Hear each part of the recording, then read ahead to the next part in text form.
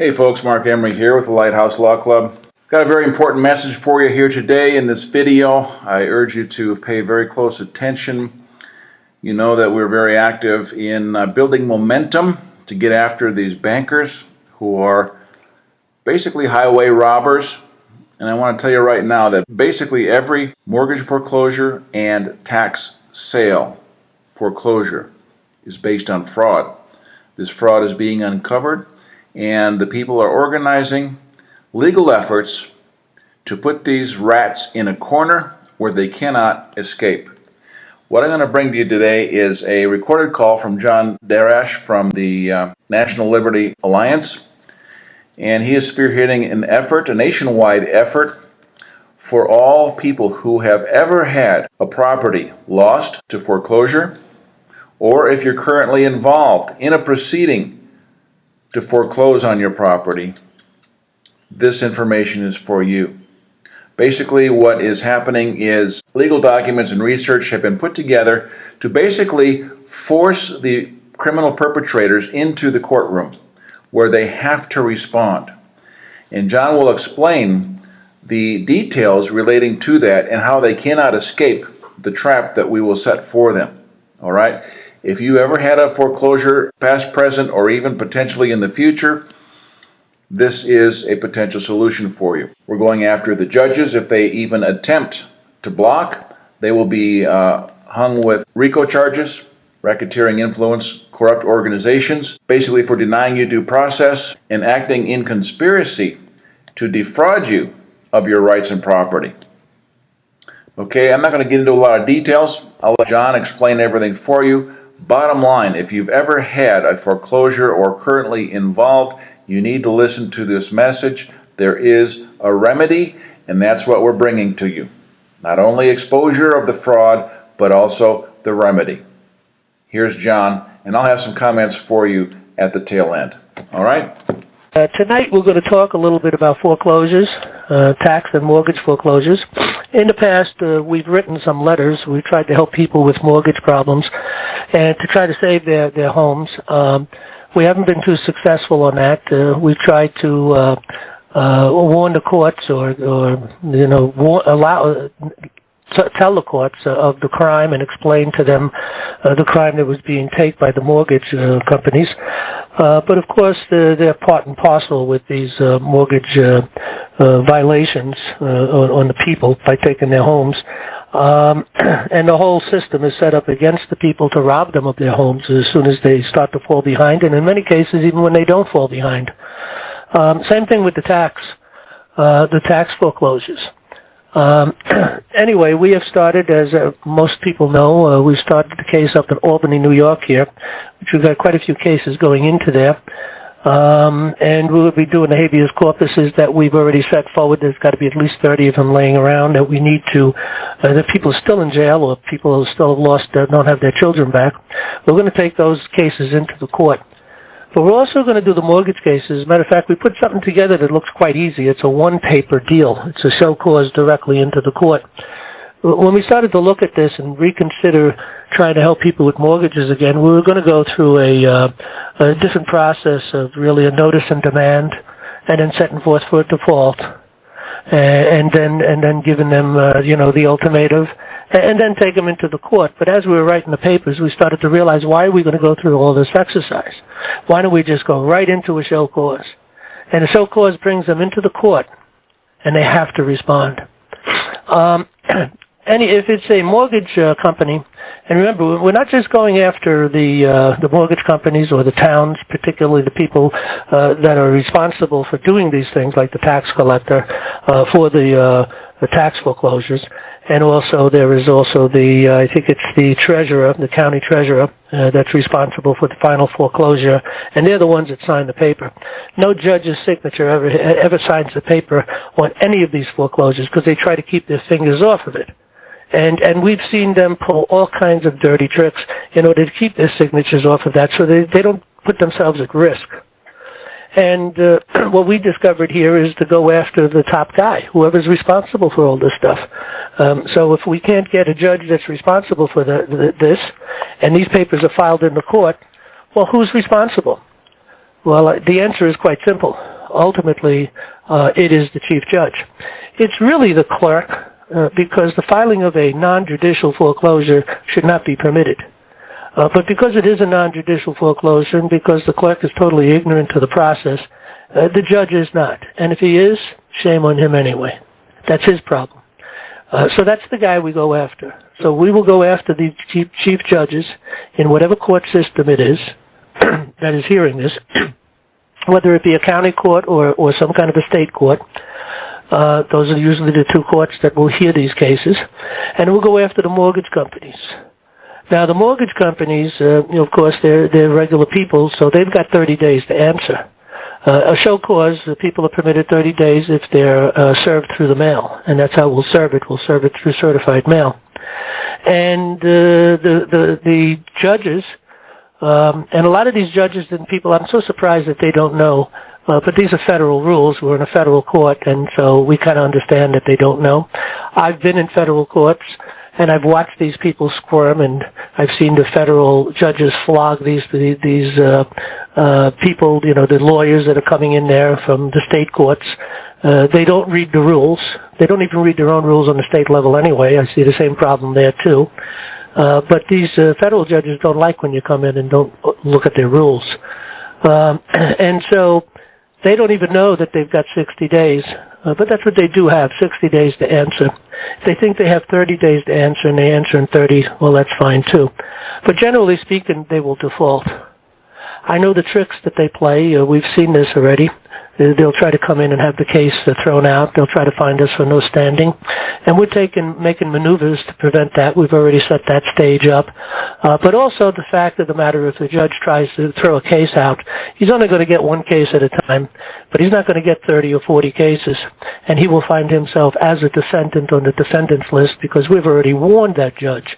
In our case, right now, he's already been warned that this is a common law court running according to the rules of the common law. So this is a court of record. It's going to be decided by juries, not by an individual. There is no authority for the servant to judge the master. And anything over $20, as the Constitution says, people get a trial by jury. And we are going to be starting indictments here. We're going to be communicating with the new Attorney General up there in Washington, D.C. We will be copying the President of the United States on everything we're doing. And from listening and watching, it's just more and more obvious to me that he has been reading our stuff. And just by what he's doing, and some of the announcements and things I've heard about, but I haven't heard from his mouth yet, is very, very exciting concerning what's happening in the federal agencies and what's maybe happening in the courts. There's getting rid of these U.S. attorneys, which is normal. It's par for the course. But that's what we do need. We need new U.S. attorneys coming in that's going to do the job. And we're going to start going after U.S. attorneys because they're part of the problem. We don't have a particular plan at the moment, but we're going to see how these new attorneys go. We have Parikh, I forget what his other name is, Parikh something. That was the guy that, decided that he wouldn't resign and he wanted the president to fire him. And this just happened, I think, yesterday or over the weekend or something. Just recent. I just heard about it yesterday anyway. And we heard a lot of good stuff about this guy. But he stopped short in a few places. He's been going after this governor here in New York for 3-4 years now, and he hasn't made any real big moves on him. And I don't know why. There's plenty out there on this guy. This guy should be in jail. There's no doubt about it. But he has gone after some big people, and he has taken some big people down. But we do need someone who's going to deal with even people as high as the governor. Look, the governor is not above the law. He's just like you and I, and if he breaks the law, he needs to be in jail. At least at minimum, be removed from office. But anyway, we're going to be doing these foreclosure problems, and even people who have already lost their home. Doesn't matter how long ago you lost it. If you lost your home for tax foreclosures, or you lost your home for mortgage foreclosures, we've written paperwork for that too, to bring these people up because they have not given you due process in a court of law. and there isn't even a judge's signature on it. At minimum, a judge's signature should be on it. But again, people don't realize or know enough that they need to be asking for juries. But it is difficult because they don't hear you. When you walk into the courts, they have their hands on their ears as you're talking. They just will not hear you. And they will not permit you to have a common law court. They will not permit you to have a trial by jury. Because they know they would lose, that's why. And they get away with it. And there's only one reason why they get away with it. It's because of ignorance. You got to keep the slave ignorant. You can't allow the slave to read and write because then they're going to discover liberty and freedom. And that's where we're at. Look at most people I see, they can't write very well. And I'm not talking necessarily in a literal way, though, but it is true that people don't write very well. Penmanship is really severely terrible. And people don't read anymore. They tweet, they don't read books. I mean, of course some people do, but in general, most people don't. People don't know what their rights are. They think they know what freedom is. They think freedom is the ability to be able to, get up out of their bed and go outside and go where they want and go to work and come home and, go to sleep when they want and do certain things. And they think that's liberty. That's not liberty. Even slaves can move around on the plantation. Well, no difference. We're slaves because we're ignorant. We don't know our rights. We don't know our unalienable rights. We don't understand that. And if you don't know your rights, again, I always go back to Jefferson. If the people expect to be ignorant and free, forget about it. It's not going to happen. You can't have liberty. If you say the right words in the court and click your heels, so to speak, you can win. Not really clicking the heels, but, you can win in court if you understand how things work, number one, and how to put, it's almost like a chess game. You got to put that judge really into jeopardy. And because the judge is going to do everything he can to prevent you from winning. If you hire a lawyer, and, you generally speaking, you're not going to win there because he's already in the game. There are exceptions to the rules, but even those exceptions to the rules, those lawyers that do try to do something, they eventually could get blocked also, threatened with loss of their license and loss of maybe get sanctioned and everything else. Even though all that is illegal and it's all just, it's corruption, it's RICO, it's real tough. So you really have to learn to represent yourself. And again, this is not rocket science. You really just have to learn the basics. You have to understand your rights, and you have to understand what jurisdiction is, what due process is, and you have to understand the basic process of moving through the courts and read the rules and follow the rules, and as much as possible that you feel that it's proper. Sometimes I don't follow their rules because I disagree with them, that I think they're repugnant in some places, and I won't follow them. And you just have to make your voice known in the court on why you're not going to follow that rule. But I have always noticed in every court case I've ever been involved with, my battle has always been with the judge first. And if you spend so much time with the judge, it's like you never get around to the case before you know it. You're outside when you can, outside the courthouse because they threw the case out. And it takes time to figure it out, but those of us who have figured it out, we can share it with others. And again, we're trying to lead people to understand these things. But it first starts with the civics course, starts with the constitutional course, starts with getting your reading. Read the Federalist Papers, read the Constitution very, very carefully. Get out your dictionaries. Read the Declaration of Independence. Understand that Declaration of Independence is a covenant with God. Understand that the Constitution is a covenant with our servants. Understand that our unalienable rights is a paper that we, the people, wrote to tell them these are the things you cannot do and shall not do. Understand that anything repugnant to that Bill of Rights, to the Constitution, is null and void. And stand on that process that you're going to, the nullification.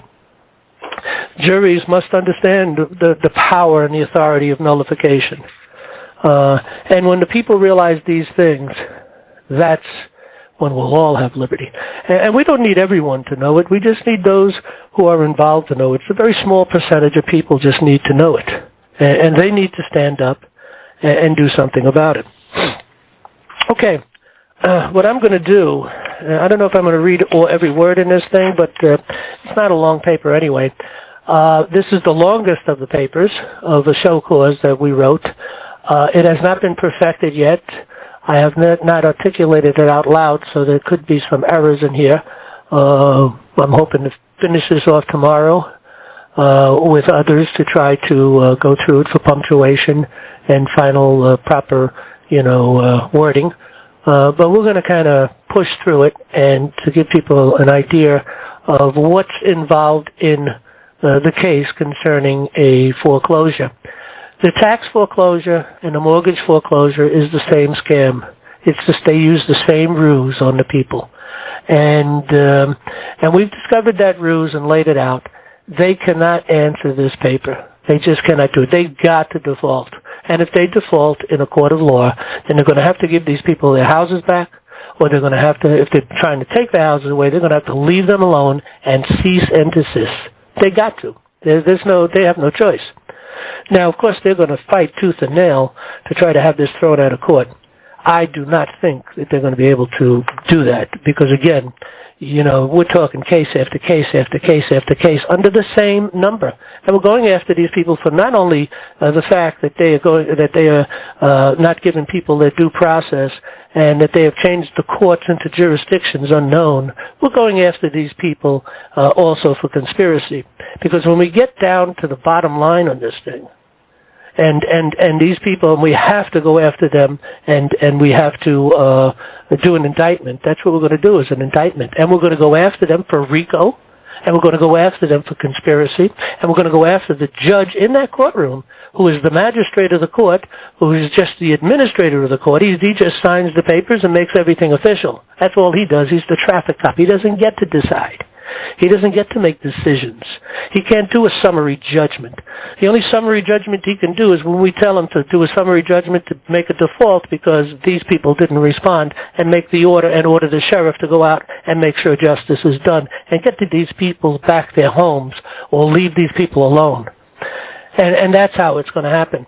We're going to have a lot of people trying to say, we shouldn't have to listen here because this is a court out here in New York and they're in Jersey or in Texas or in California or Montana or somewhere. Well, no, this is more than just first of all, it's a federal case. As soon as you violate someone's unalienable rights, it makes it a federal case. Second of all, this is connected. It's something happening across the entire nation. Even laws are being written, statutes, shall I say, codes are being written for non-judiciary, foreclosures. And there's no such thing. How can you take, that's just saying we're not going to give you due process. That's all that's saying. And the Constitution is clear. What are you talking about? You're not giving us due process. And they're all using the same scam, so we can prove conspiracy. They're all using the same scam. Tonight we're going to reveal that scam. A little bit of this does not really, because this is the one we're going to look at tonight, and we're only going to look at one. We're not going to look any more in the future, because it's pretty close to the same. This is maybe an additional page or two than the tax foreclosure. It's 7 pages. But there's a lot of footnotes and spacing, so it's not going to be that long. But the ruse is the same. That is the key. And the security violations are the same. That is the key. There are certain other violations and things that take place that the mortgage companies do that the towns don't do. And you have in the village, I think it's just basically towns. I'm not sure whether the villages actually do foreclosures. I've not seen that happen. All villages are inside towns, and so it's the towns, I think, that handle all this. So it's either a town that actually does the foreclosure. They do all the collection of the taxes, and they turn your name over into the county treasurer, and the county actually goes through the process of collecting all this, and that there is securitizing. And we're going to talk a little bit about that in this paper. And monetizing, I'm sorry. And that we're going to talk a little bit about in this paper. And but it's the same thing that the mortgage companies do, but the mortgage companies, actually the counties do it on a pretty large scale also. We had one we did up in Greene County here in New York, And I forget if Gerard's on the line, he can tell me the number. About 100 cases, maybe. Gerard, are you here? Maybe you can pipe in the number if you remember it. I'm just taking a guess. But they put all of the same ones. They wait to a certain part of the year. I don't know if they do it once a year or maybe twice a year. And then what they do is they collect all these homes that they foreclose on for the taxes, and then they auction them off. They take them into court. They put them all in one case number, which is we've learned from them. That's why we're putting all our cases on one case number. You know, and then they came in and they did all of the foreclosures in one shot without a signature. And it's amazing some of the fraud that they really did in this particular case, because they went far and beyond. In any event, is that Gerard? Anyway, in any event, they put all these cases together. Well, we're bringing it into federal court now, and guess what?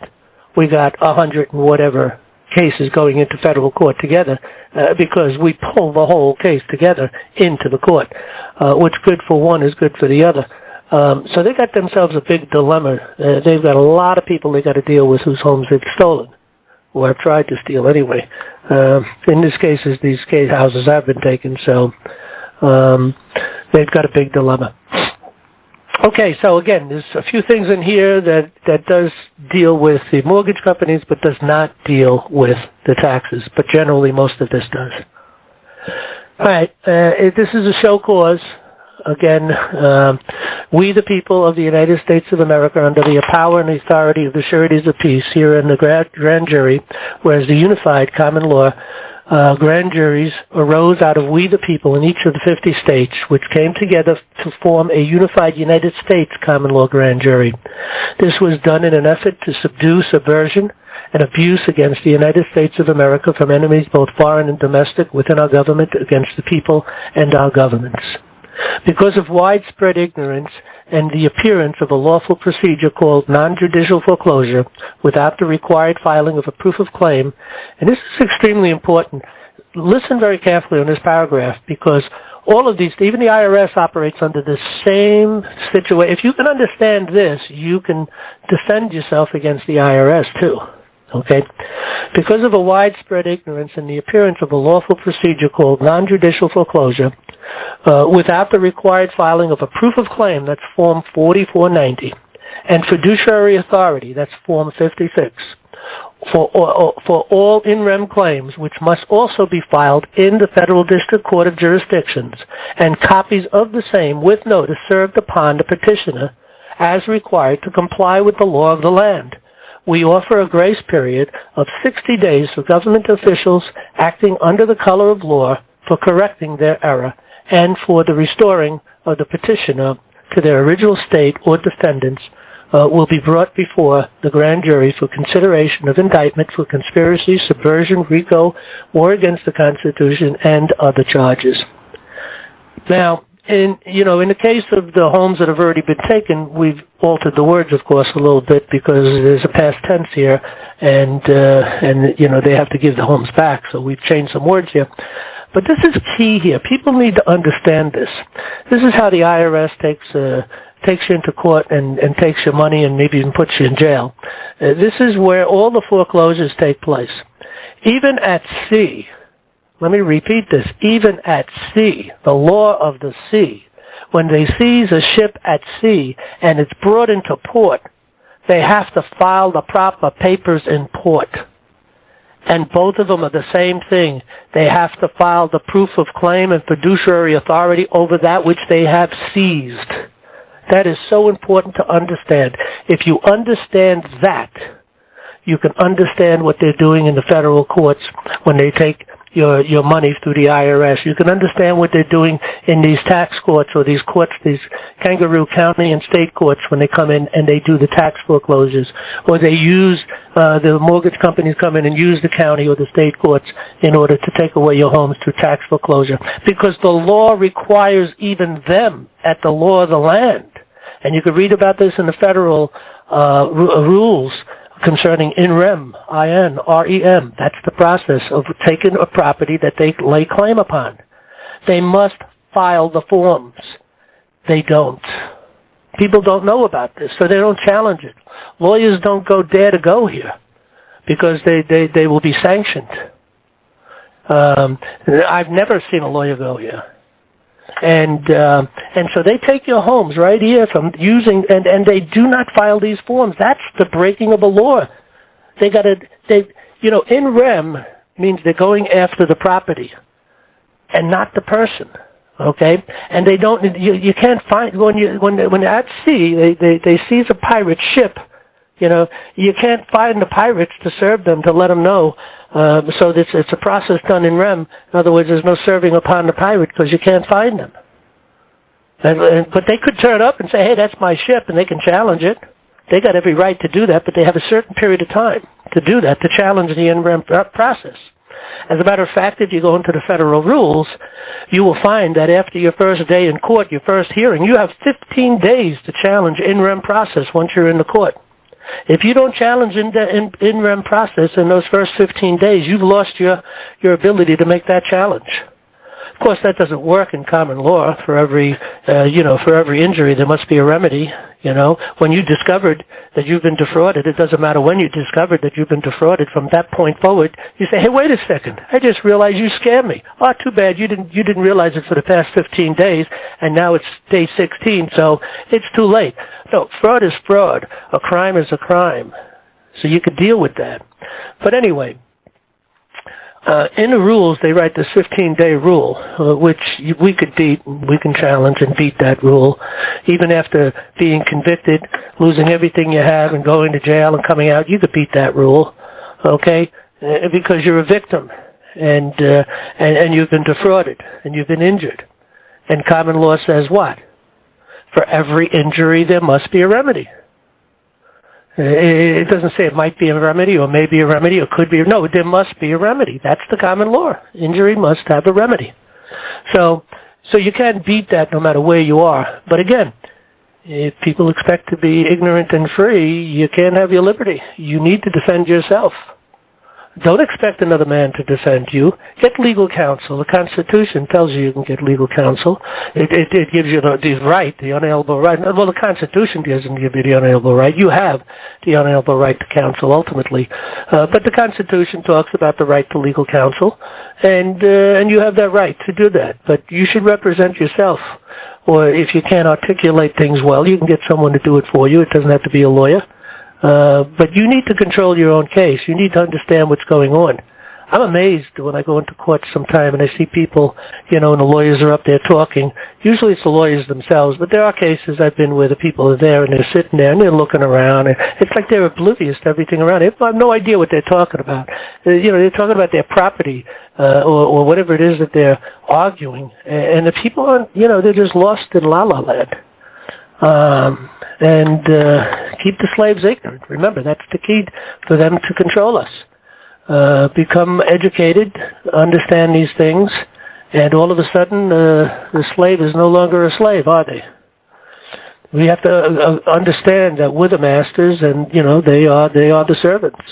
But anyway, this REM business is important to understand. How much more, if you have to do it on the sea, how much more on the land?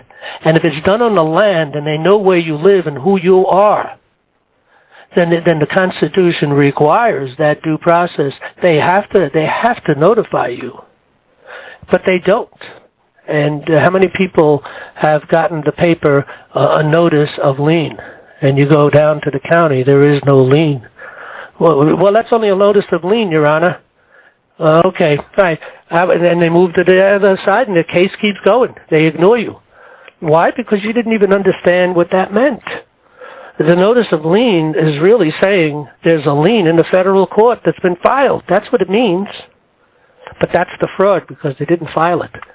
The lien being filed in the court requires two forms. Proof of claim. Google this, Form 4490. That must be filed. Fiduciary authority. Form 56. Google it. That must be filed. Those two forms must be filed in order to seize your property. And because they didn't do that, you have nothing. But they get away with it. That's the fraud. And a fraud is a fraud. A crime is a crime. You can always go back and get it. There is no statute of limitations to common law to begin with, because there are no statutes. Isn't that interesting? Which we're going to talk about in the near future, the difference between law and statutes. And people are going to be amazed how they've been living under the thumb of statutes when they really didn't have to. And the only way to defeat that is called nullification. Just say no. For people to become not knowledgeable. Okay, let's move on. Let's see. We the people therefore demand that the defendant show cause by what constitutional authority you act that permits an action in rem against the people without proof of claim and fiduciary authority, or notify this court immediately of your error and withdrawal of your unlawful proceedings that deny due process of the petitioner, and this proceeding will be quashed. So we're giving them the olive branch. They've got the opportunity to fix the problem, do the right thing, or we're going after them. Therefore, let this action first serve to inform the defendants that a non-judicial foreclosure lacks due process of law, which is an unalienable right protected under the Fifth Amendment, and that any court permitting such a court filing procedure is acting under the color of law, which is a criminal act and enters into a conspiracy. Non-judicial foreclosures of laws of any state, to the contrary, notwithstanding. The securitization of real property is illegal, primarily because of antitrust laws violations, constituting specific violations such as usury, fraud, conspiracy, forgery, and robo-signing. And when state and federal legislators provide unconstitutional legislation and state constitutional courts sanction the non-judicial foreclosures by looking the other way, as the victim is robbed collectively constitutes RICO and war against the Constitution. Securitization is the financial practice of pooling various types of collateral debt, contractual debt, such as residential and commercial tax foreclosures under the color of law, or other non-debt assets which generate receivables. And by the way, I'm reading the tax foreclosure. I thought I was going to be reading the mortgage foreclosure. This is a little shorter, so we'll continue with this. I just saw that in that line. Which generates receivables, and selling them to a third party, which may be described as bonds, pass-through securities, or collateralized debt obligations, called CDOs. The process is not as complicated as it might seem at first glance, and might be difficult to recognize as a crime, but it should become clear to the local village, town, city, county courts, and the sheriff once they realize that these processes are criminal, and use the court and the sheriff to assist in this illegal seizures of homes, often without the realization that they became the instruments of robbery. Clarification. Were the corporate municipalities able to legally foreclose on the property, they would do so by filing the foreclosure in the state court to acquire a judgment and then bring it to the sheriff for collection. A tax foreclosure in rem is an action for the recovery of a thing possessed by another. Let me repeat that because you have to understand the words of what was just said here. A tax foreclosure in rem is, and I quote, an action for recovery of a thing possessed by another. Key word here is recovery. They're claiming past ownership, and they're seizing the property that they claim is theirs. They put in a proof of claim, they take fiduciary authority, they write in a fiduciary authority, and they're saying, this is ours, we have a right to it, and we're recovering it. You see? How is it that they think that they can recover your home that way? Even the mortgage companies can't do it that way, for numerous reasons, which we don't even ever have to, we don't have to argue those points. Some of those points are very difficult for most people to understand until they get a little deeper into how they've set this whole system up of mortgage companies, because the banks have no lay hold on those homes. They didn't stick their hand in their own pocket to put out the money for you to buy the home. They went down to the Fed window and turned in your paperwork, and they pulled out the money, and with that money, the notes, shall I call it, because it's not real money. Debt really is probably a proper name. Instead of notes, it should say debt.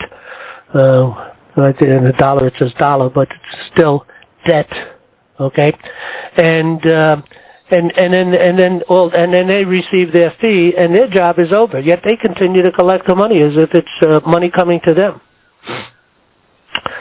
And they pool all this and bring it together. Anyway, they can't make those arguments, and we don't have to make those arguments either.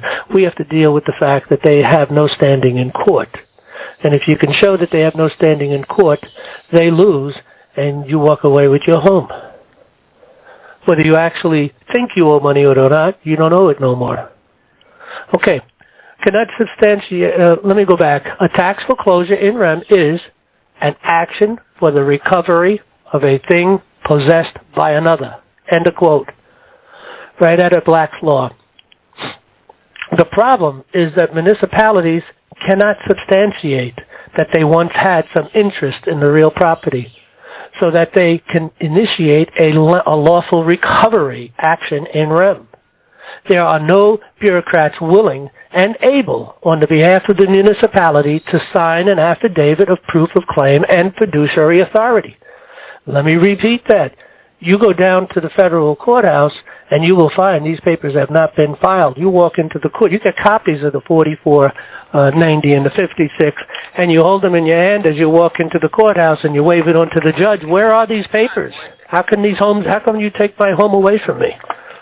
Of course, you're not getting a hearing, and that's the other part of this problem. That's why we're going to do it here the way we're doing it. We're going to assist people from the standpoints of the sureties of the peace, which is the grand jury. The grand jury is making sure we're here to protect the people. That's what our job is, as we, the people, in the grand jury. So let me finish reading this. Let me reread that part. This is so important. I'm going to go right back to what REM is, because this is so important to understand this. If you have a home problem being foreclosed on, you need to understand this. A tax foreclosure in rem is an action for a recovery of a thing possessed by another. The problem is that the municipalities cannot substantiate that they had once had some interest in the real property, so that they cannot initiate a lawful recovery action in rem. There are no bureaucrats willing and able to, on the behalf of the municipalities, to sign an affidavit or proof of claim and fiduciary authority, which is required to open a lawful court case to provide due process necessary for the lawful seizure of a property in rem. You see, rem can be done and can be won, even in the law of the land. But if they know where you're at, they have to serve you. And they still have to put the papers. And if you're on vacation for a year in the Bahamas or something, and you come back and you find out 9 months ago they took you home and they did it in rem, all you got to do is go down to the federal court, find out where they filed the papers, and you'll find they didn't file no papers, and go back down to the local court. Well, actually, you need to stay in the federal court, because now it's a due process problem. It's a violation of your Fifth Amendment and your jurisdictional problem. So, you have to go to the federal court, because it is a federal issue, and you have to file the papers of a claim of a fraud against you, because they took you home. They had every right to take it if they had some claim on it. Again, a recovery. Okay, they have to have the recovery.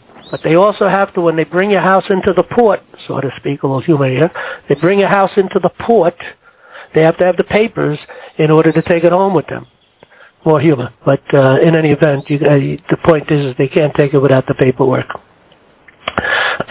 even if they have the right to it. But there is nobody that can file that paperwork. What bureaucrat is going to file those papers? And these are sworn affidavit papers, by the way. They have to be a sworn affidavit. They'd be in jail, because they don't have the lawful right. So the bar, banks, municipalities, and mortgage cartels devised a plan to bypass due process by lobbying and convincing state legislators, who either consciously conspired or, because of constitutional constitutional principles,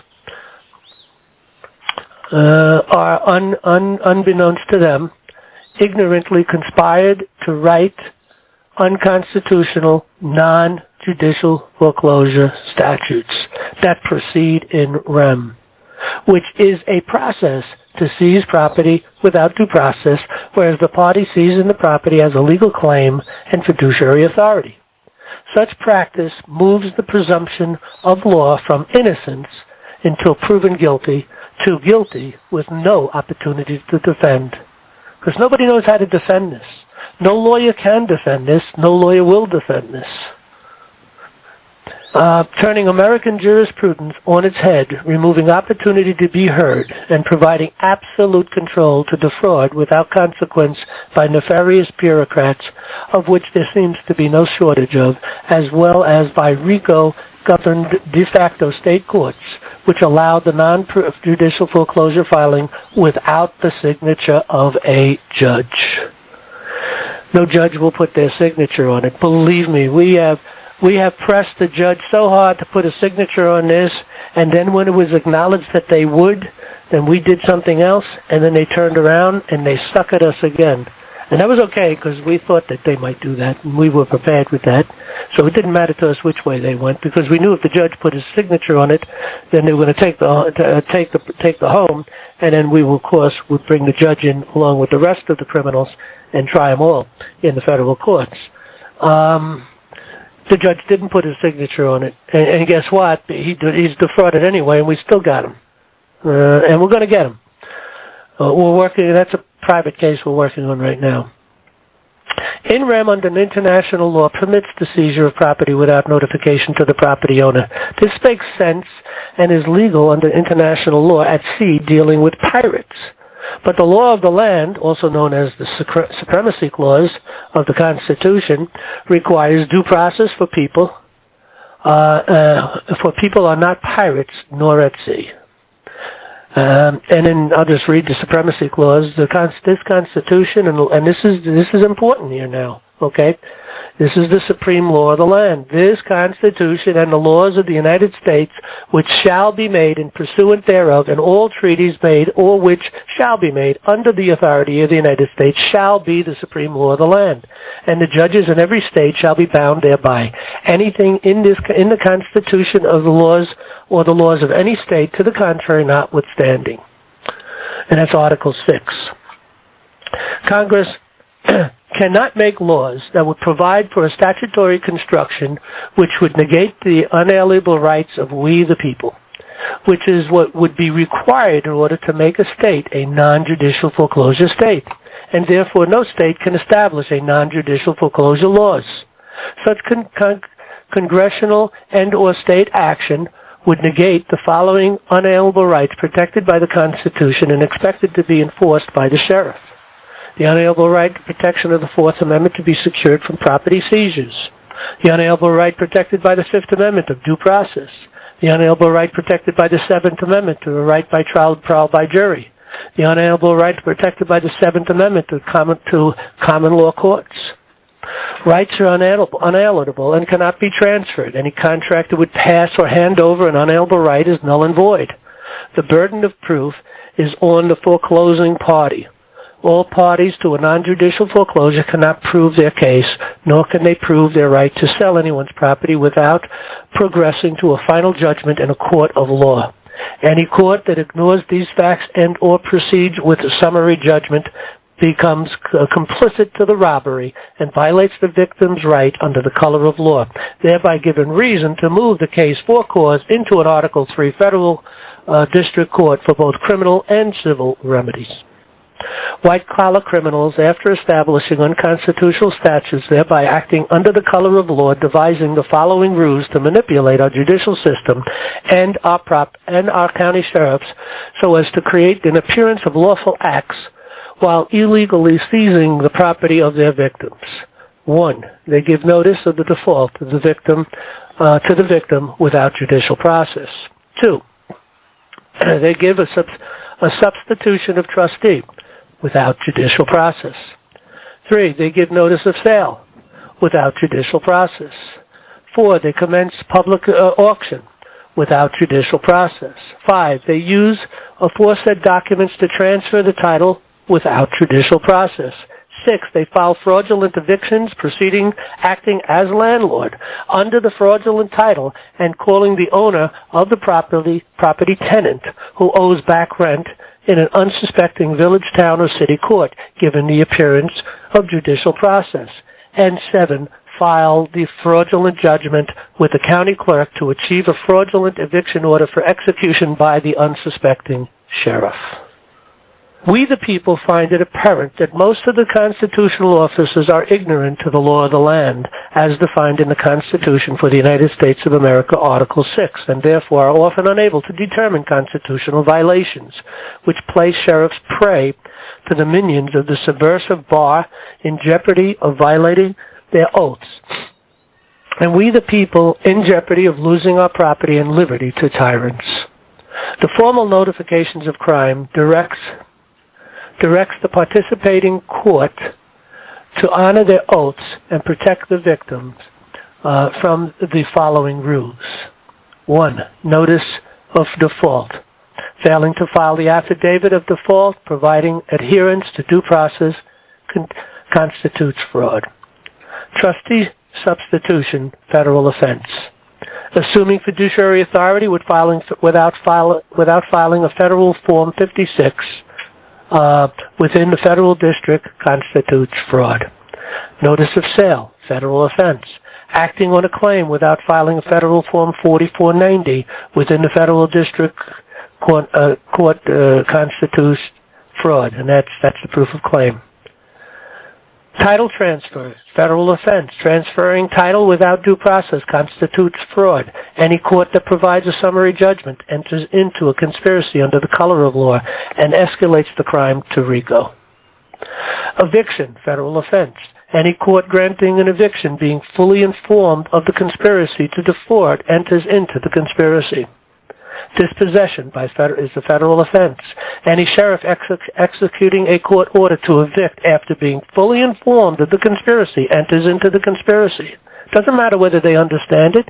Doesn't matter whether they agree or not. They're guilty of these crimes. Statutory crimes violated by the aforesaid rules under the laws are RICO, usury, fraud, conspiracy, forgery, robo-signing, antitrust laws violations. Therefore, on behalf of the petitioner, you see, we're going to take people who are petitioning us to help them because they're being violated. And we, the grand jury, the Unified United States Common Law Grand Jury, being the sureties of the peace, have a duty to help these people. Therefore, on behalf of the petitioner, the Unified United States Common Law Grand Jury demands that the court of the non-judicial foreclosure filing in good faith do your duty and protect the victims of these crimes by removing all said filings immediately, cease from all non-judicial foreclosure practices, and notify this court of the same.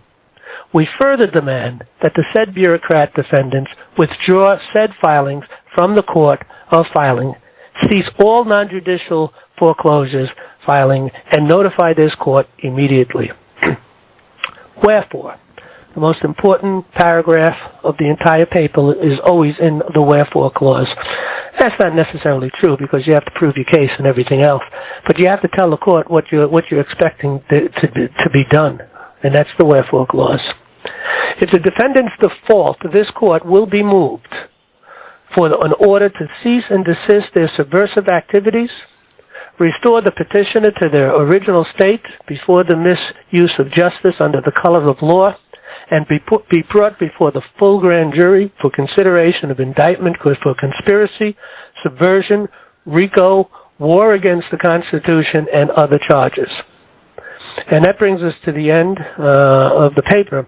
And we do intend on indicting in these cases, and we're working, before we actually do the indictments, we are working to try to tie a relationship with the United States Attorney General up there in Washington, for us down there in Washington, and we're expecting him to do his due diligence in law, following the law. We're expecting him to work with us, and we're going to notify the president of every communications we have with this individual. We're going to ask for prosecutors to come in and prosecute these cases. We're going to bring these indictments right inside our court case because they won't take our indictments outside. We can file an indictment and they just brush it off. They don't care. We're going to file it inside this case because extraordinary circumstances require and calls for extraordinary responses and activities, and that's what we're going to do. These are extraordinary times, and we have to do extraordinary things. So these cases here, again, anybody who is in a situation where they have already lost their home or they're in the process of losing their home, whether it be for a tax foreclosure or for a, a mortgage foreclosure.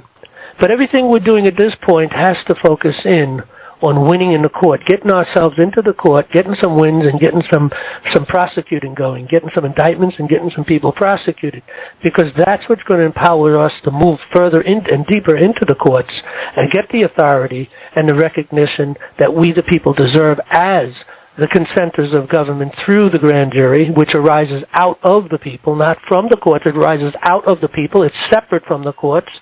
United States versus Williams. Everyone should have read that by now. If they haven't, they should. It's up on our website. One of the most important papers for us to read and understand the power and the authority of we the people to consent to government through the courts and taking justice back into our courts. So we need to understand those papers. But again, it all starts with a framework. You have to have a framework, and that's why we put together those two courses. But you see, building these cases is building a conspiracy. We're going to show this is not just something here in New York, in this little location, in this court or two. No, this is something in every court here in the United States is doing the same thing. That's a conspiracy. And when you can show this, you're doing the same ruse and using the same processes and doing the same process of fraud upon the people. When you can show that, you've proven it's conspiracy. You only need to show that between 2 or 3 people. We can show that between thousands of people, depending on how many people, are become aware of what we're doing and come to us to work with us to help them, and they help us. Together, we work together to help ourselves to save this nation. Because this is what's going to get us in and springboard us and go after these people for conspiracy. And once we start putting these judges in jail, once we start putting these even bad prosecutors in jail, if necessary, we'll go after them too. And once we start putting these mortgage companies, bankers in jail, that's when we're going to get our nation back. And we bring the king of the court back in. So there you go. I don't need to add a whole lot more to that. If you'd like more information, would like to get started on that, click the link below in the description. And if you don't see it right off the bat, click the link Show More just down below. And that will direct you to the application forms that we'll have available for you at no cost. And you'll be able to deal directly with the National Liberty Alliance on that basis. We highly recommend that you bolster yourself with knowledge, education, and support.